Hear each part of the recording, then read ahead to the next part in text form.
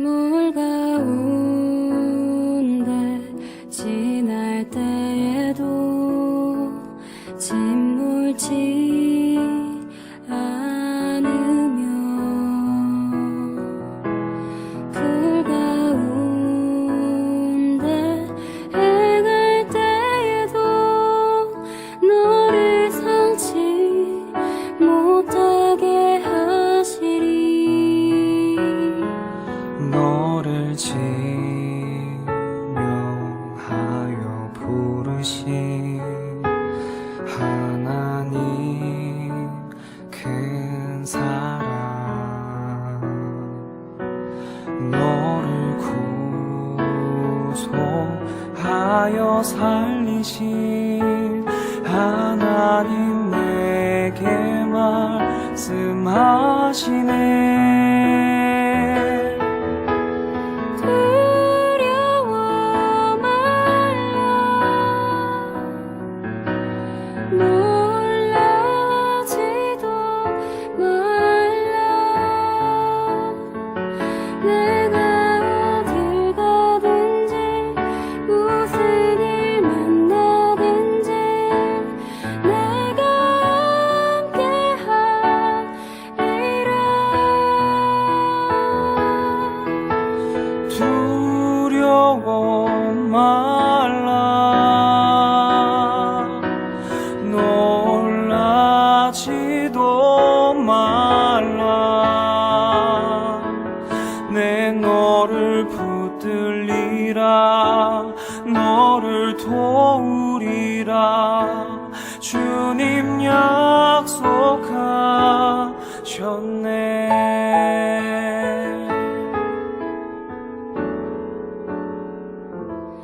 너를 지명하여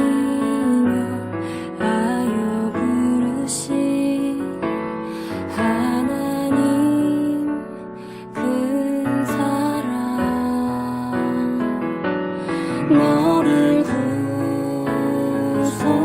구속하여 살리신 하나님 내게 말씀하시네.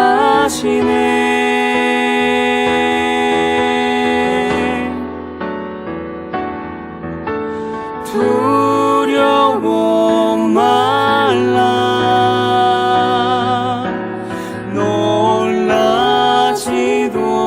말라.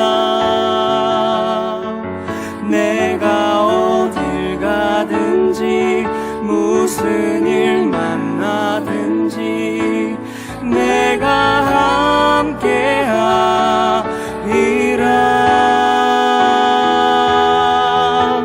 두려워 말라,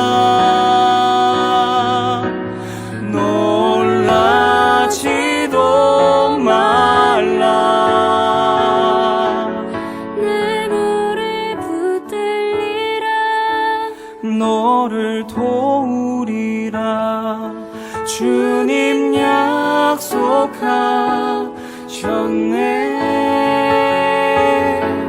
주님 약속하셨네.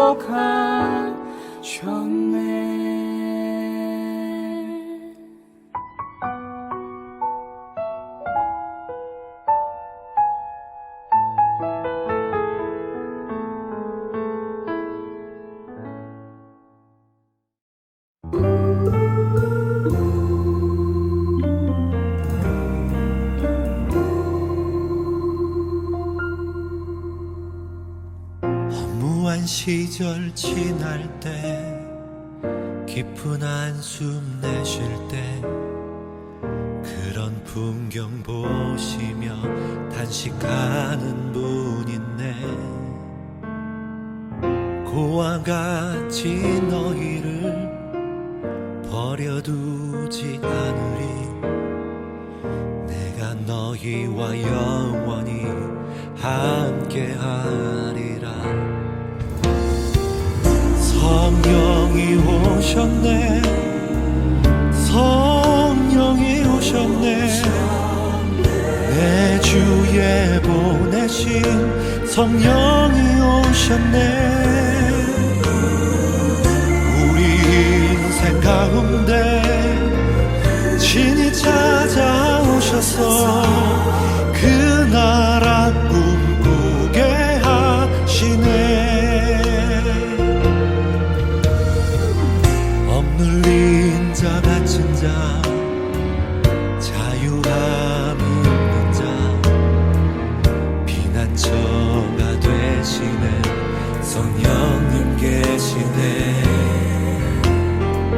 주의 영이 계신 곳에 잠자유가 있다네.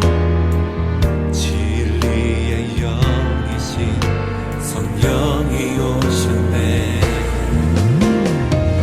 성령이 오셨네. 성령이 오셨네. 내 주에 보내신 성령이 오셨네. 가운데 진이 찾아오셔서 그 나라 꿈꾸게 하신대.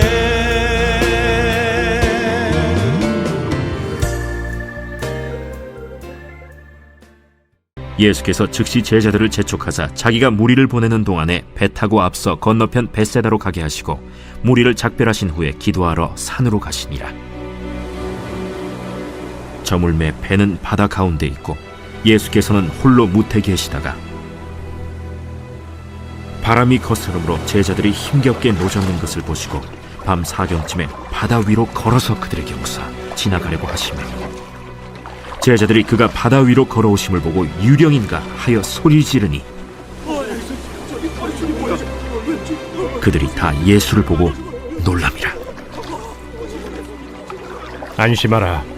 내니 두려워하지 말라 하시고 배에 올라 그들에게 가시니 바람이 그치는지라. 제자들이 마음에 심히 놀라니 이는 그들이 그 떡 되시던 일을 깨닫지 못하고 도리어 그 마음이 둔하여졌음이로라. 건너가 게네사렛 땅에 이르러 대고 배에서 내리니 사람들이 곧 예수신 줄을 알고 그 온 지방으로 달려 돌아다니며 예수께서 어디 계시다는 말을 듣는 대로 병든 자를 침상째로 메고 나오니 아무데나 예수께서 들어가시는 지방이나 도시나 마을에서 병자를 시장에 두고 예수께 그의 옷가에라도 손을 대게 하시기를 간구하니 손을 대는 자는 다 성함을 얻으니라.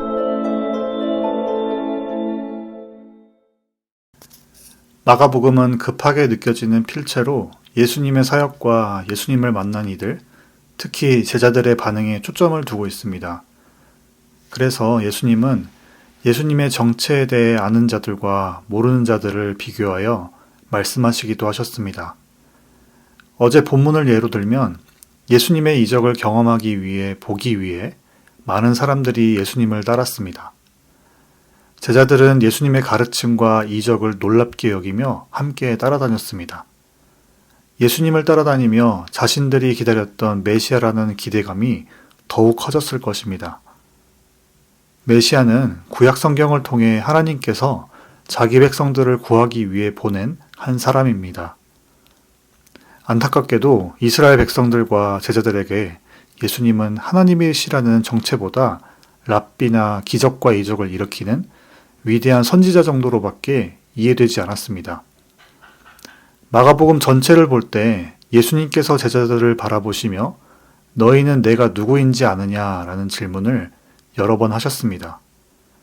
아직 생명의 삶 큐티 본문에는 나오지 않았지만 마가복음 8장에 가면 여전히 예수님이 누구인지 몰라 하는 제자들을 향해 예수님의 답답하심이 그대로 표현되어 있습니다. 오늘 본문을 통해 우리가 묵상할 포인트는 예수님은 나에게 어떤 분이신가 라기보다 예수님은 누구이신가에 대해 더 포커스를 맞추려 합니다. 오늘 본문 말씀은 제자들이 오병이어라는 큰 사건을 경험한 후의 이야기입니다. 제자들은 많은 무리들을 먹이기 위해 효과적인 방법, 현실적인 판단을 통해 예수님께 여쭈었습니다. 하지만 예수님은 일반적이거나 초자연적인 방법을 통해 떡 5개와 물고기 2마리로 성인 남성 5,000명을 먹이고도 남기셨습니다. 성인 남성 5,000명이라 기록되었지만 여성, 어린이, 연로한 사람들을 다 포함했다면 2만 명으로 추정된다고 합니다. 이런 말도 안 되는 일을 경험했다면 일반적인 반응은 어떤가요? 예수님이 떡 5개와 물고기 2마리로 많은 무리들을 배불리 먹이시고 남기기까지 했어 라고 하며 예수님과 예수님에 가까운 추종자들은 따로 모여 회포를 풀고 자기 영광과 수고를 나눴을 것입니다. 하지만 예수님의 반응은 달랐습니다. 오늘 본문 45절 말씀, 예수께서 즉시의 제자들을 재촉하사라고 기록되어 있습니다. 예수님께서는 즉시 재촉하사라는 표현을 통해 그 다음 사역의 페이지로 넘어가십니다. 마가복음을 통해 예수님께서 가장 주의하시는 부분이 있습니다. 바로 사람들이 모이는 것, 복음보다는 예수님의 사역에 집중하는 것입니다. 오늘 본문 첫 번째 나눌 포인트입니다. 예수님은 사역보다 사명에 집중하셨다입니다. 예수님은 이 땅에 왜 오셨나요? 하나님은 예수님을 왜 이 땅에 보내셨나요? 예수님이 병자들과 귀신 들린 자를 치유하시기 위해 오셨나요? 아닙니다. 예수님은 율법 선지자들과 바리새인, 서기관들과 율법 논쟁을 하기 위해 오셨나요? 아닙니다. 예수님은 하나님 나라 복음을 전하기 위해 오셨습니다. 하지만 예수님의 소명인 하나님 나라 복음 전파의 전략은 예수님 외에 아무도 몰랐습니다. 아무도. 그래서 오늘날 예수님을 믿는 우리도 성경에서 예수님이 무엇을 하셨고 예수님이 어떠한 분이신지에 대해 깊이 묵상할 필요가 있습니다. 우리를 향하신 창조주 하나님의 창조 목적이 무엇인가요? 하나님은 우리를 자신의 형상으로 창조하시고 우리와 교제하여 당신의 피조물들을 당신의 뜻에 따라 다스리기 원하십니다. 하나님은 우리에게 하나님의 형상에 따라 왕과 제사장의 역할로서 살길 원하십니다. 모든 것은 영혼 구원, 하나님과의 관계 회복을 위함입니다. 왕에게 보냄받은 자와 같이 하나님 나라의 목적을 위해 하나님의 뜻을 상실해 부서지고 무너지고 끊어진 곳에 찾아가 보수하길 원하십니다. 예수님은 그 사명을 가지고 사역하셨습니다. 우리도 예수님과 같이 사역하신 방법에 집중하는 것이 아니라 사명에 집중해야 합니다. 그럴 때 하나님의 도우심과 일하심, 그 나라가 전파가 될 것입니다. 그래서 본문 45절, 예수님은 하나님의 뜻에 집중하기 위해 제자들을 즉시 재촉해 보내시고 나를 보내신 하나님의 사명을 붙들기 위해 산에 올라가 기도하셨습니다. 예수님은 무리를 떠나 홀로 있기를 자처해 하나님과 독대하는 시간을 갖기를 힘쓰셨습니다. 본문 45절부터 52절 말씀입니다. 예수님은 제자들을 먼저 벳세다로 가는 배로 태워 바다에 보냈습니다. 제자들은 역풍을 맞으며 바다 한가운데서 힘들게 노를 젓고 있었습니다. 제자들은 풍랑 가운데 바다 위로 자신들에게 걸어오신 예수님을 보고 두려워 놀랐습니다. 예수님은 바람이 심하게 불어 자갈이나 뻘 위에 있는 곳을 걸으신 것이 아닙니다. 예수님은 바다 위를 걸어오셨습니다. 그런 예수님을 제자들이 보았을 때 당연히 유령인가 생각해 놀라는 것이 일반적인 반응일 것입니다. 안 그래도 제자들은 예수님을 따라다니며 많은 귀신들을 경험했을 테니 말입니다. 그리고 제자들은 다시 한 번 더 놀랐습니다. 예수님이 제자들이 타고 있던 배에 오르시니 바람이 그치는 것을 보았을 때도 놀랐습니다. 제자들이 놀란 이유는 예수님이 하나님이신 것을 아직도 깨닫지 못했기 때문입니다.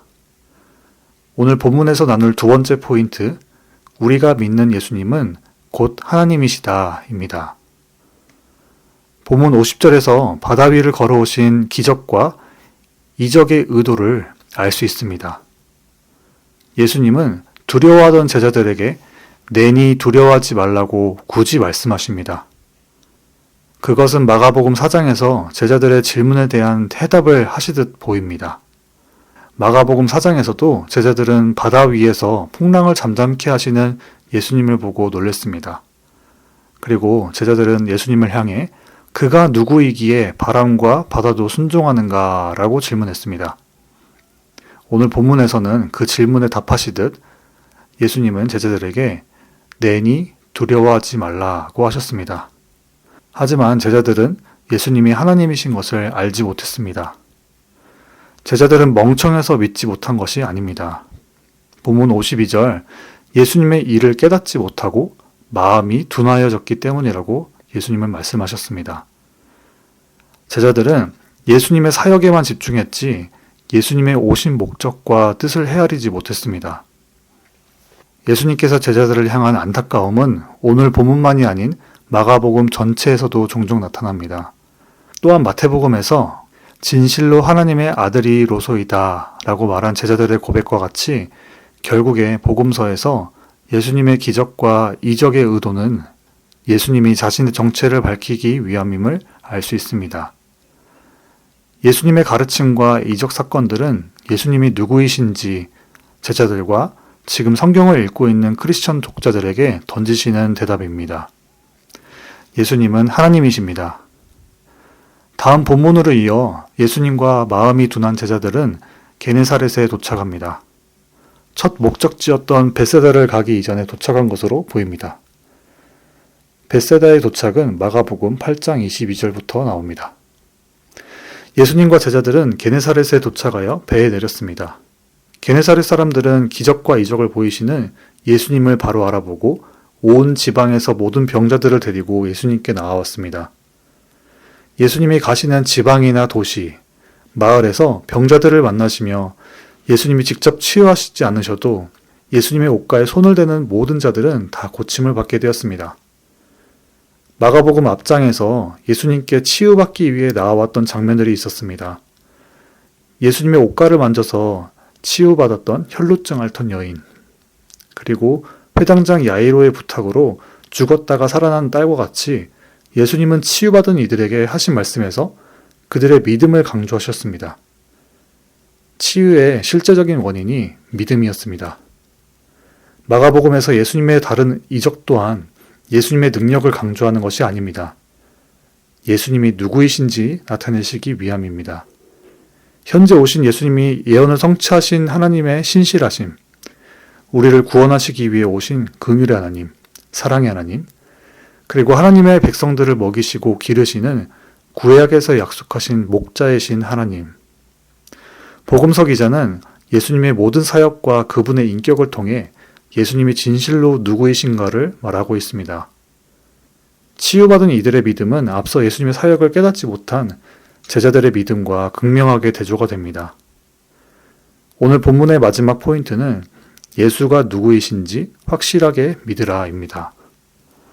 저자 마가는 예수님의 다시 오실 것이라 하셨던 약속을 굳게 믿고 곧 올 것임을 확신하며 긴급하게 마가복음을 기록했습니다. 말씀을 마무리하며 저자인 마가의 의도를 한번 생각해 보려 합니다. 오늘 본문 48절에서 마가는 제자들이 노를 젓던 시간을 밤 사경쯤이라고 표현했습니다. 밤 사경은 새벽 3시에서 6시를 말합니다. 이 시간은 하루 중 가장 어두운 시간을 말합니다. 새벽별이 뜨기 전, 아침동이 뜨기 전 가장 어두운 때입니다. 이 시간적 의미는 종말론적으로 예수님께서 다시 오실 재림의 때의 모습을 상징적으로 보여줍니다. 바울은 디모데후서 3장 첫 구절 부분에 예수님이 다시 오실 날에 대해 기록했습니다. 오늘 시간이 되실 때 한번 읽어보시면 좋을 것 같습니다. 바울이 표현한 말세의 모습은 전혀 소망적이지 않고 어두울 뿐입니다. 예수님을 멀리하는 그리고 예수님이 계시지 않는 세상에서 소망을 찾을 수 없기 때문에 어둡습니다. 예수님은 구약의 예언에서 그리고 요한계시록을 통해 자신을 가장 어두운 때에 뜨는 새벽별로 표현하셨습니다. 예수님이 계시지 않는 듯한 마지막 때에는 세상에 소망이 없습니다. 소망은 오직 예수님께 있기 때문입니다. 가장 어두워 보이는 말세 때에 예수님은 소망의 빛을 비추이실 것입니다. 오늘 말씀에서 예수님의 의도와 같이 예수께서 어떤 분이신지에 대해 오늘날 살아가는 그리스도인들은 우리에게도 긴급하게 경고하듯 말하고 있습니다. 어두운 때에 예수님이 누구인지 모르고 또한 바르게 믿지 않으면 마태복음에서 표현한 것 같이 어둠 속에서 슬피 울며 이를 갈게 될 것입니다. 그래서 오늘 또한 우리도 예수님이 누구이신지 바르게 알고 두려워 떨지 않으며 예수님이 오셨을 때 감사하고 평안하는 그런 우리 랄리젤 한인 침례교인들이 되시기를 축복합니다. 오늘 들은 말씀 붙들고 같이 기도하시겠습니다. 우리도 예수님의 사역이 아닌 예수님의 사명에 집중하게 해달라고, 그리고 진리의 성령을 통해 예수님의 말씀을 깨닫게 해달라고, 마지막으로 예수님을 믿는 믿음을 허락해달라고 오늘 들은 말씀 붙들고 같이 기도하시겠습니다.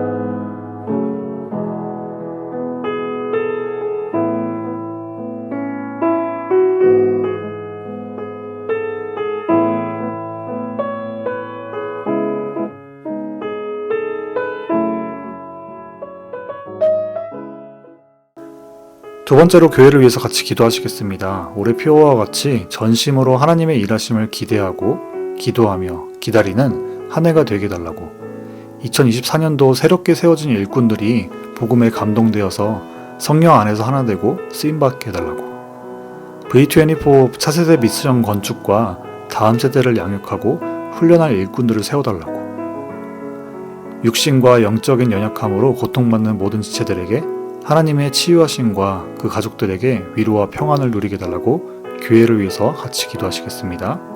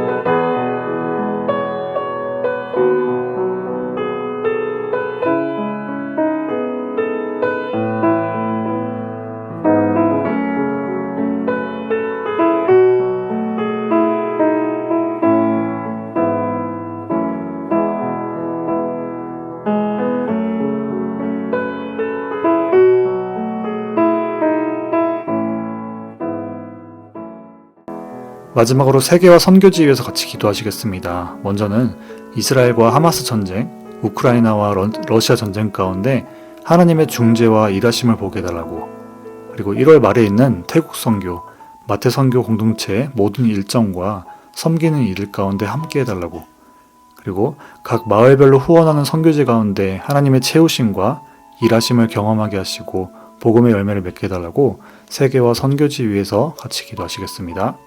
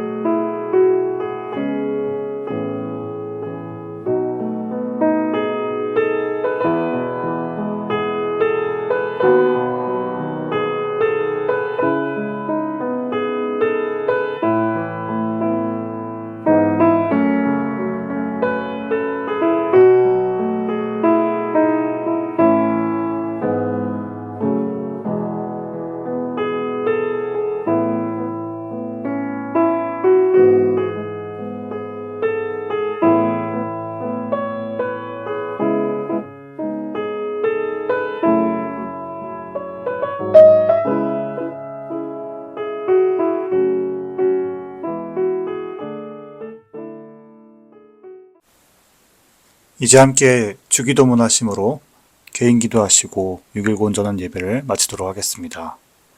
하늘에 계신 우리 아버지여, 이름이 거룩히 여김을 받으시오며 나라가 임하시오며 뜻이 하늘에서 이루어진 것 같이 땅에서도 이루어지이다. 오늘 우리에게 일용할 양식을 주시옵고 우리가 우리에게 죄 지은 자를 사하여 준 것 같이 우리의 죄를 사하여 주시옵고 우리를 시험에 들게 하지 마시옵고 다만 악에서 구하시옵소서. 나라와 권세와 영광이 아버지께 영원히 있사옵나이다. 아멘.